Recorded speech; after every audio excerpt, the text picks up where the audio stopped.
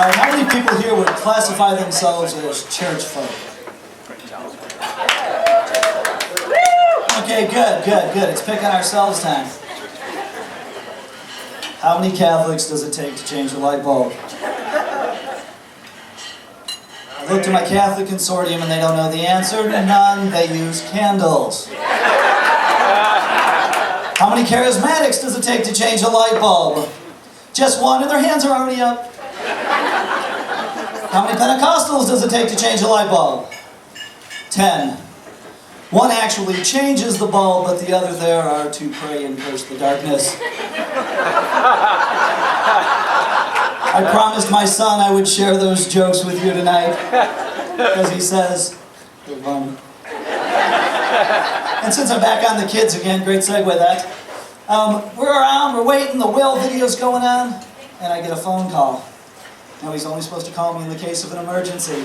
He didn't send a text, so I thought it was important. But he doesn't leave a message. Now I'm concerned. I immediately go in the back and I call him back and I go, yeah, what's going on? He was like, Karis broke my Call of Duty DVD, but it's okay when I buy a new one, it comes with night vision goggles. I said, son, don't make me regret your cell phone. Why would you do that? He said, oh, it's Thursday. Never mind, act like I didn't call. My wife calls it genetics. My oldest daughter, because I got 5 kids, I have to identify which one I'm talking about. Her name is Grace. The other day she climbs up on the couch next to me, just loving on me, being sweet, rubbing my face, and I'm thinking, I wonder what she wants. And she starts rubbing my hair and she said, Dad, I love your black and white hair. And I went, thank you. Because she really meant to be sweet. And I got up off the couch, and I walked into the bedroom, and I thought I would get sympathy from my wife. I said, honey, guess what Gracie just said? And I explained the story to her, and my wife does this look.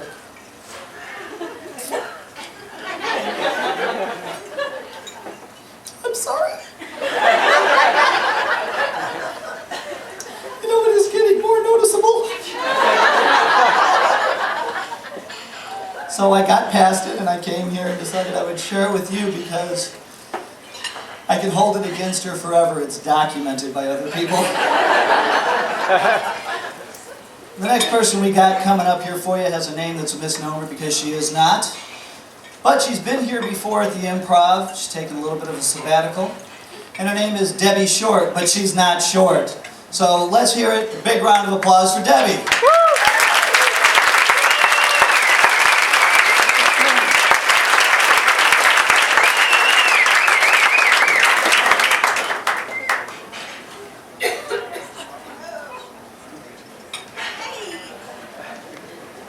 I'm getting old.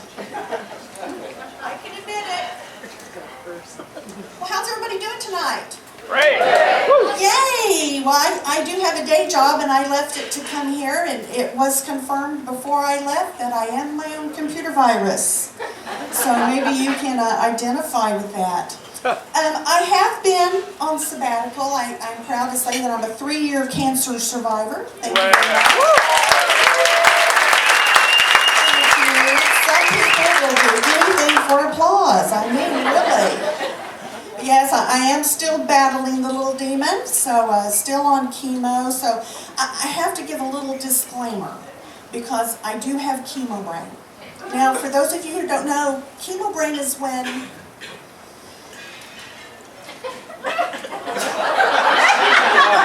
that's chemo brain. And it's hard to be a comedian when you can't remember your punchline. So if any of y'all know my punchlines and I can't figure it out, feel free to just shout it right out to me. Chemo's been interesting, going through chemotherapy treatment. So, chemo brain. Just kidding. I do take steroids when I'm on chemo because it's supposed to not make you throw up. So now I can arm wrestle a truck driver. Proud to say that. And chemo also, of course, everybody knows, makes you lose your hair. And you know, I always wanted to ask God when I got to heaven why he didn't take the skin from a bald man's head and put it on my legs so that the hair would fall out naturally. Because I think that would have been a good concept. But chemo works too. It's true. Now, when I knew that when my hair started falling out that I was going to have to shave it eventually. And so when I started doing my Hansel and Gretel imitation, you know, around the house, it was like, where's Mom? Follow the hair. She's in the kitchen. So then we decided, you know, it's time to go ahead and shave the head. Well, my kids were very interested in this. My son wanted to sell tickets to his friends. $5 to come do a stripe down my head. He called it a fundraiser. But my daughter, she wanted to do the little chore, you know, gently shave the mother's head. So when we finally started to do that, she would take the little razor and she'd go, that's for putting me in timeout when I was 3. That's for making me wear the ugly purple jeans. She had a list as she shaved me bald. And then I determined, or I figured out when I looked in the mirror, I look like my father.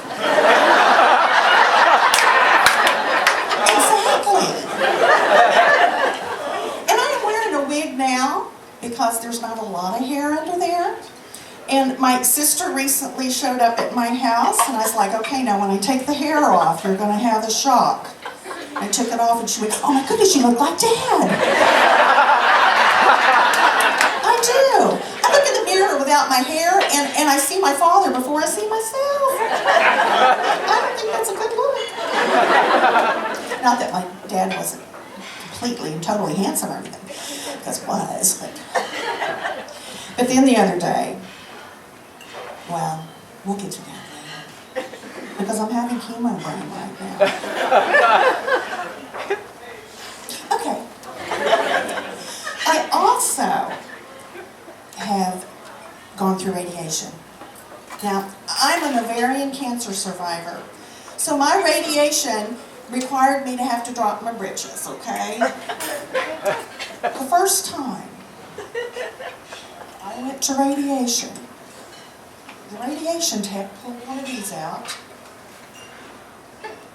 put it in front of me, and I'm like, what's that for? Modesty.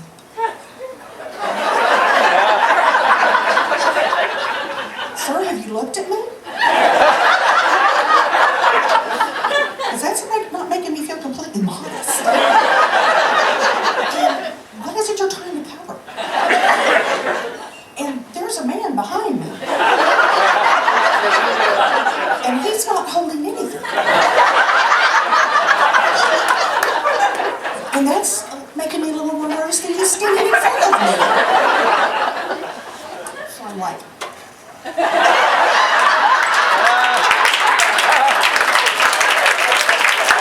thank you. Well, then the little man comes back, you know, every week when I go in, and they meet me at the door with this. And so I got to where I just walked in the door and zipped my britches and put them down and started. He's chasing. We have to use the towel. I mean, use it for cleaning the mirrors or something. You know what? This is just ridiculous. Of course, theirs didn't have a little geisha girl on it. Mine does. Because I had style.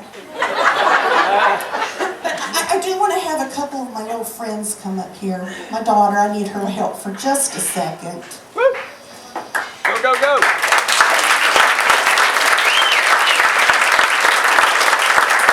Applause for the girl. She had a birthday yesterday. Yeah!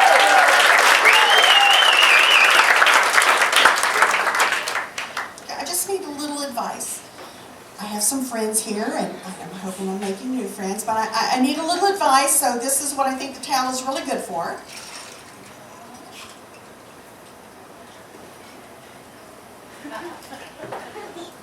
People give you hair whenever you are on chemo and you lose it. Hair comes from everywhere. So these are some of the hairs that people have given me.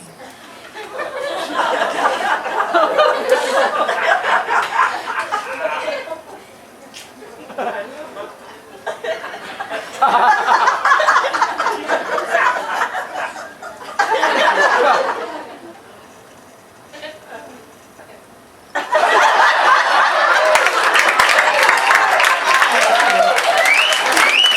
it me or what? Thank you very much. I feel like this is a glorious once or something. Okay, tap.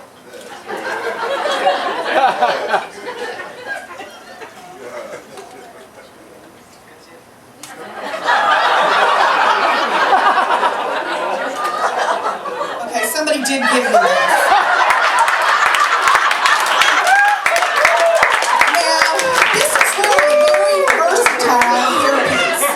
Because I can do Pippi Longstocking. I can coil it and do a little bit kind of a funky Princess Leia. I can just wear it down. Now I do want to tell you that I walked through the house the other day. Okay, here I am. This is me. I do have some hair curling.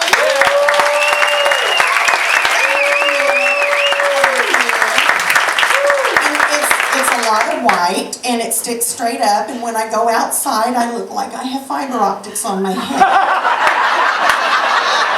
And at Christmas time my kids want to throw a red suit on me and throw me in the front yard with a spotlight and call me decorations, and I think that's just wrong. I'm like, you know, it's really not nice to play with your mother.